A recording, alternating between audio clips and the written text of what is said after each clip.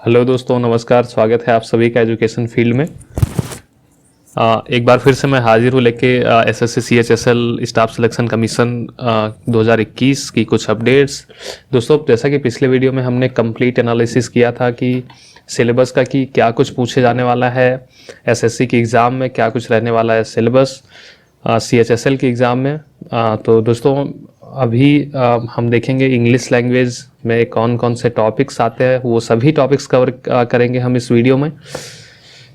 तो चलिए फटाफट इस वीडियो को शुरू करते हैं। और हाँ दोस्तों, अगर आपको इसके इंग्लिश के रिगार्डिंग कोई पीडीएफ चाहिए, पीडीएफ जैसे इसकी कुछ नोट्स चाहिए तो वो अवेलेबल है, तो आप हमें ईमेल कर सकते हैं neerajkumar78467@gmail.com पे। हमारी टीम ऑब्वियस आपको रिप्लाई करेगी, सारी हर संभव सहायता की जाएगी, जो भी मटेरियल है, जो भी कंटेंट है। तो दोस्तों, आज हम इसमें से कुछ टॉपिक जितने हो सकते हैं उतने टॉपिक कवर करेंगे। तो चलिए फटाफट शुरू करते हैं इस वीडियो को। दोस्तों, पहला जो टॉपिक है वो स्पॉट द एरर्स का है। तो स्पॉट द एरर्स में होता क्या है कि आपको कोई एक सेंटेंस या एक पैसेज दिया रहता है, उसमें से फाइंड आउट करना रहता है कि उसमें कौन सा सेंटेंस या कौन सा वर्ड गलत है। तो दोस्तों, जैसे कि यहाँ पे कुछ क्वेश्चंस मैंने रखे हुए हैं, तो आइए फटाफट ये क्वेश्चंस हम लोग देख लेते हैं कि स्पॉट द एरर में एक्चुअली होता क्या है। वैसे तो हमें पता है कि इसमें से कोई एक सेंटेंस गलत होता है, तो इसका एक सिंपल सा फॉर्मूला है कि आप अच्छे से क्वेश्चंस को एक बार दो बार पढ़ेंगे तो ऑटोमेटिक आपको एरर दिख जाएगी। तो जैसे कि पहला क्वेश्चन है दोस्तों, I have been living in this city since last several years but have never experienced any discrimination. दोस्तों, यहाँ पे क्वेश्चंस को पढ़ते ही हमें समझ में आ रहा है कि होना क्या चाहिए। दोस्तों, यहाँ पे जो लास्ट सेवरल ईयर लिखा हुआ है, सिंस के साथ दोस्तों एक स्पेसिफाइड ईयर का यूज़ किया जाता है, जैसे कि 10, 25 ईयर्स, सो मेनी। तो इसलिए जो इसका सही मतलब कि ये जो ऑप्शन होगा, इसका सी ऑप्शन होगा, सिंस लास्ट सेवरल ईयर्स। क्योंकि सिंस के साथ हम एक पर्टिकुलर बात करते हैं किसी एक पर्टिकुलर क्वांटिटी की। तो ऐसे ही क्वेश्चन नंबर 2 की बात करें तो there was a big argument about if we should move to a bigger house. तो दोस्तों, यहाँ पे जो इसका करेक्ट आंसर होगा वो सी होगा, क्योंकि इफ़ वी शुड मूव। तो दोस्तों, यहाँ पे ये सी इसका सही ऑप्शन होगा। क्यों?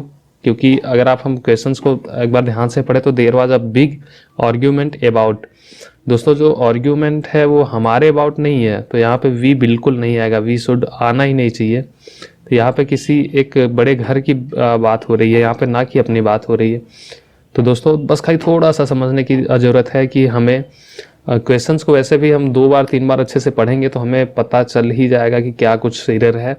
ऐसे ही क्वेश्चन नंबर 3 की बात करें तो I found this bangle while digging in the backyard. कोई एक बैंगल है जो बैकयार्ड में बज रहा है। I don't know who it belongs to, मतलब मुझे नहीं पता है कि ये किसे बिलोंग करता है। तो दोस्तों, यहाँ पे जो प्रॉब्लम है वो हमें सामने से ही दिख रही है, I don't know who it belongs to. यहाँ पे दोस्तों, जो हु इट बिलोंग्स टू ये किसी एक पर्टिकुलर आदमी या किसी एक पर्टिकुलर चीज़ के लिए यूज़ होता है, जो कि बैंगल के लिए बिल्कुल नहीं। तो यहाँ का जो ऑप्शन होगा वो यही होगा, who it belongs to, option number D. तो ये स्पॉट द एरर्स का एक सिंपल सा फंडा होता है दोस्तों, बस खाली थोड़ा सा सोचने की ज़रूरत होती है। कोई बहुत बड़ी चीज़ नहीं है, बहुत ज़्यादा डरने की ज़रूरत नहीं है। बस खाली आपको ध्यान ये देना होता है कि किस शब्द के साथ क्या यूज़ होने वाला है। चौथा क्वेश्चन की बात करें तो द जज paid a lot of attention to that the master had abused the boy both physically and emotionally। दोस्तों, इसका जो करेक्ट आंसर होगा वो ऑप्शन नंबर सी होगा, अटेंशन टू दैट। दोस्तों, अगर 5वें क्वेश्चन की बात करें तो by next Christmas we will have been here for 8 years. अब दोस्तों, क्या लग रहा है, इस क्वेश्चन को पढ़ने पे हमें साफ साफ पता चल रहा है कि इसमें कोई भी एरर नहीं है, क्योंकि बाय द नेक्स्ट क्रिसमस, अगले क्रिसमस में we will have been here for 8 year, हम यहाँ पे 8 साल के लिए रहेंगे। दोस्तों, ये बिल्कुल सही है सेंटेंस, तो इसमें कोई एरर नहीं है। तो बस खाली जस्ट थोड़ा सा देखने की जरूरत है कि क्या कुछ सेंटेंस बन रहा है कि नहीं। जब आप पढ़ेंगे तो आपको खुद ही लग जाएगा कि क्या इसमें एरर है या नहीं। तो दोस्तों ज़्यादा से ज़्यादा इन सारे क्वेश्चंस की प्रैक्टिस करें। अब यहाँ पे बहुत सारे क्वेश्चंस मैं ले नहीं सकता क्योंकि अभी बहुत सारे टॉपिक्स कवर करने हैं मुझे। तो दोस्तों आगे बढ़ते हैं, क्योंकि अभी हमारे पास एग्ज़ाम में, मैंने जैसे ही आपको पहले बताया था, अप्रैल में इसकी एग्ज़ाम होनी है, कुल मिला के 2 महीने ही बचे हैं। तो ज़्यादा से ज़्यादा आप कोशिश करें कि प्रैक्टिस करें, और इसके मटेरियल आपको PDF के द्वारा प्रोवाइड कर दिए जाएंगे मेल पे, तो आप मुझे ईमेल कर सकते हैं वीडियो की स्टार्टिंग में, या फिर डिस्क्रिप्शन बॉक्स में मेरी ईमेल आईडी है। और दोस्तों जैसे कि अब दूसरे टॉपिक की बात करते हैं, fill in the blanks. Fill in the blanks में होता क्या है कि दोस्तों बस आपको एक सेंटेंस कंप्लीट करना रहता है कि सेंटेंस ऐसे वर्ड से कंप्लीट करना जो एकदम राइट हो। तो जैसे कि यहाँ पे पहले क्वेश्चन की बात करें तो net neutrality dash dash dash rules of the road for a free and open internet. दोस्तों अगर हम पहले बात करें ऑप्शन नंबर ए की, तो comprehensive net neutrality comprehensive rules of the road, donated rules of the road, creates rules of the road, modifying. तो दोस्तों यहाँ पे ऑप्शन देखने के बाद ही आपको समझ में आ रहा होगा कि यहाँ पे क्रिएट होगा। क्यों? क्योंकि नेट न्यूट्रलिटी क्रिएट्स रूल्स, एक परफेक्ट कॉम्बिनेशन बन रहा है यहाँ पे, और आपको थोड़े से वर्ड्स पे भी ध्यान देने होंगे, तो ये ऑप्शन आपके लिए एकदम परफेक्ट रहेगा। क्वेश्चन नंबर 2 की बात करें, in the face of the dash dash dash cross examinations the accused remain stoic.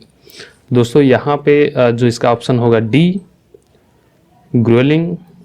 वहीं क्वेश्चन नंबर 3 की बात करें तो his success is worthy of emulations, इसका सही ऑप्शन होगा डी। ऐसे दोस्तों क्वेश्चन नंबर 4 की बात करें तो he had never been a dash dash dash constitutions and after a little more than a week illness he died. दोस्तों इसमें इसका जो सही आंसर होगा वो रोबस्ट होगा क्वेश्चन नंबर 5 में। ये दोस्तों मैं बस खाली आपको प्रैक्टिस के लिए बता रहा हूँ कि कैसे एक फॉर्मेट होता है, कैसे क्वेश्चंस पूछे जाते हैं, तो आप एकदम से बस खाली प्रैक्टिस पे ध्यान दीजिए। द क्वेश्चन नंबर 5 की बात करें तो the priests called upon the families to dash dash dash their differences and agree to the wedding. दोस्तों जो इसका ऑप्शन होगा वो होगा सिक सिंग सिंग सिंग सिंग फिल होगा, क्योंकि दोस्तों ये सारे मैंने पहले ही सॉल्व कर लिए हैं, तो ये मेरे लिए आसान हो जा रहा है। तो आप भी बस खाली प्रैक्टिस की ज़रूरत है, आप प्रैक्टिस करते रहिए। कोई बहुत बड़ी चीज़ नहीं है इंग्लिश, बस खाली थोड़ा सा समझने की ज़रूरत होती है। To understand the nature of electromagnetic radiation it is imperative that we grasp the dual nature of light. दोस्तों लाइट के दो डुअल नेचर्स होते हैं, एक रिफ्लेक्शन होता है, एक दोस्तों जो रेडिएशन होता है, रेडिएशन एंड रिफ्लेक्शन। तो दोस्तों इसके 2 नेचर होते हैं। तो ये रहा फिल इन द ब्लैंक्स, कुछ करना नहीं है। और वैसे भी इसका एक दूसरा तरीका वो मैं आपको बताता हूँ। जैसे कि फिल इन द ब्लैंक्स का जो पार्ट आए, तो यहाँ पे दोस्तों सीधे सीधे आंसर से आप कंपेयर करना, तो आपको ऑटोमेटिक आंसर निकल जाएगा। जब आप प्रैक्टिस करेंगे इसकी तो आप समझ जाएंगे। अब दोस्तों जो अपना नेक्स्ट टॉपिक है वो है सिनोनिम्स, होमोनिम्स एंड एंटोनिम्स। दोस्तों ये बहुत ही सस्ता, बहुत ही अच्छा टॉपिक है। इसमें तो आपको 100% अगर ये क्वेश्चंस आते हैं तो ये आपको 100% जो है इसमें आपको करके आना है। इसके आंसर बिल्कुल राइट होते हैं, इसमें कोई कंफ्यूजन नहीं होता। जैसे अब देखिए सिनोनिम्स क्या होता है, वर्ड्स हैव सिमिलर मीनिंग। जो सिनोनिम्स होते हैं ये इनके मतलब जैसे कि कोई 2 वर्ड दिया रहे तो उसके एक ही मीनिंग होते हैं। जैसे above over, below under, hard difficult. दोस्तों एक ही शब्द के 2 मीनिंग, मतलब दोनों और सेम होने चाहिए, तो ये होता है सिनोनिम्स। होमोनिम्स की बात करें तो word should that alike but have different spellings and meaning. दोस्तों कुछ शब्द होते हैं जो उच्चारण करने पे उसके मतलब उसका उच्चारण सेम निकलता है लेकिन उसके मतलब अलग अलग होते हैं। जैसे बी और बी दोनों का उच्चारण सेम है लेकिन इसके मतलब अलग अलग हैं। सेल सेल, दोस्तों यहाँ पे एक बैटरी की बात की गई है, एक जेल की बात की गई है। Sell cell. नाइट और नाइट, यहाँ पे थोड़ी सी स्पेलिंग मिस्टेक है, यहाँ पे टी आएगा। तो दोस्तों यहाँ पे जो है वो मतलब कि उच्चारण सेम है और मीनिंग अलग अलग है, तो ये होमोनिम्स में आते हैं। और वही दोस्तों एंटोनिम्स की बात करें तो words that has opposite meaning, जिसके एक अपोजिट मीनिंग होते हैं, जैसे bad, good, close, open, happy, sad. तो ये रहे सिनोनिम्स, होमोनिम्स और एंटोनिम्स। अब आइए दोस्तों सॉल्व करते हैं इसके क्वेश्चंस थोड़े बहुत। विच of the following pairs of word synonyms. अब सिनोनिम्स में हमने क्या देखा था कि वर्ड्स हैव सिमिलर मीनिंग, जो वर्ड्स होते हैं उसके सिमिलर मीनिंग होते हैं। अब देख लेते हैं क्या कुछ है। Story, tale, novel, poem, wood. दोस्तों ये तो होगा नहीं पहली बात, क्योंकि इसके उच्चारण सेम है, तो उच्चारण सेम में हमने क्या देखा था, ये होमोनिम्स होना चाहिए, तो ये होगा नहीं। क्विकली, स्लोली, ये जल्दी, ये अपोजिट है, ये भी नहीं होगा। अब बचे दो, स्टोरी, टेल या नोवेल, पोएम। अब नोवेल का मतलब होता है कि दोस्तों एक उपन्यास, पोएम का मतलब होता है कविता।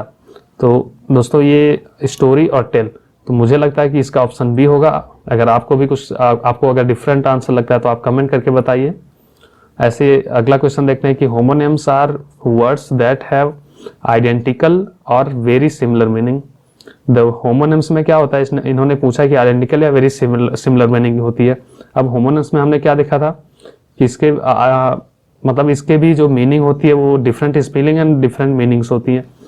तो यहाँ पे दोस्तों ये होगा फॉल्स। तीसरा, the word night is the dash of the word day.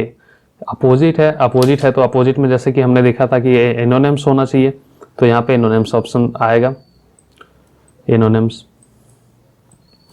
अब क्वेश्चन नंबर 4 की तरफ बढ़े हैं तो which of the following pairs of the words are homonyms. Homonyms में क्या देखा था हमने, होमोनिम्स में उसके उच्चारण सेम होते हैं। Noisy, silently, stark. तो दोस्तों यहाँ पे ऑप्शन नंबर सी हमें साफ साफ दिख रहा है कि दोनों के जो उच्चारण है ये सेम है, बाकी सबके अलग अलग हैं, तो इसका ये राइट आंसर होगा। क्वेश्चन नंबर 5 की बात करें तो the words raid and invasion are synonyms. Synonyms की क्या कंडीशन थी कि वर्ड्स हैव सिमिलर मीनिंग, दोनों की मीनिंग सिमिलर होनी चाहिए। तो यहाँ पे इसकी रेड मतलब कि किसी के घर पे जो कहते हैं ना हिंदी में छापा मारना, तो वो होता है रेड, एंड इन्वेंशन इसकी मीनिंग अलग होती है, तो ये फॉल्स होगा। अब आइए दोस्तों आगे बढ़ते हैं। अपना अगला जो टॉपिक है वो है स्पेलिंग डिटेक्शन या मिस स्प्लिट वर्ड। तो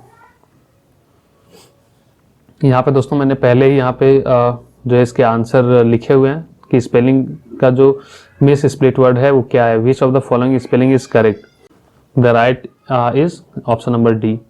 मतलब कि चारों ऑप्शन में हमें देखना है दोस्तों, चारों ऑप्शंस को हमें देखना है, उसमें से कौन सा ऑप्शन सही है, उसकी स्पेलिंग सही है, बस खाली वही चेक करना है। इसमें बहुत ही कम क्वेश्चंस पूछे जाते हैं। तो एक्नॉलेजमेंट, तो ये परफेक्ट है। एक्नॉलेजमेंट, इसकी स्पेलिंग में डब्ल्यू, यहाँ पे WLEDGEMENT। दोस्तों ये भी गलत है, ये भी गलत है, ये भी गलत है, तो इसका जो ऑप्शन होगा वो ए होगा। आइटम एंड फ्रेजेस की बात करें तो यहाँ पे जो लिखा है कि English is a fascinating language, it is colourful and full of expressions and we well written prose can transport you to another word. One such tool that authors usually employ to make their words memorable are idioms and phrases. It is important for us to understand the concept and the correct uses of idiom and phrases. Let's get cracking.